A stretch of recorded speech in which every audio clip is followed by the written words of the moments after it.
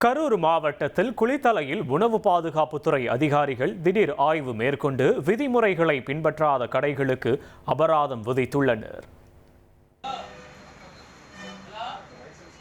கரூர் மாவட்டம் குளித்தலை பேருந்து நிலையம் அருகே உள்ள டீ கடைகள், ஹோட்டல்கள், பேக்கரிகளில் உணவு பாதுகாப்புத்துறை அதிகாரி பழனிசாமி தலைமையில் அத்துறையினர் திடீர் ஆய்வு மேற்கொண்டனர்.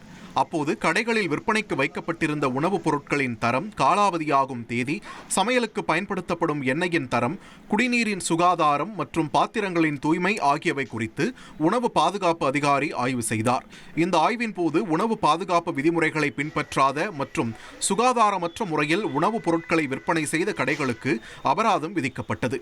மேலும் உரிய உரிமம் இன்றி இயங்கிய மற்றும் காலாவதியான பொருட்களை விற்பனைக்கு வைத்திருந்த கடைகளுக்கு நோட்டீஸ் வழங்கப்பட்டு எச்சரிக்கை விடுக்கப்பட்டுள்ளது. இனி செல்லும் இடமெல்லாம் செய்தி.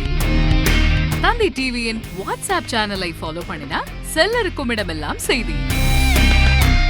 இதோ QR கோட் இப்பவே ஸ்கேன் பண்ணுங்க, ஃபாலோ பண்ணுங்க.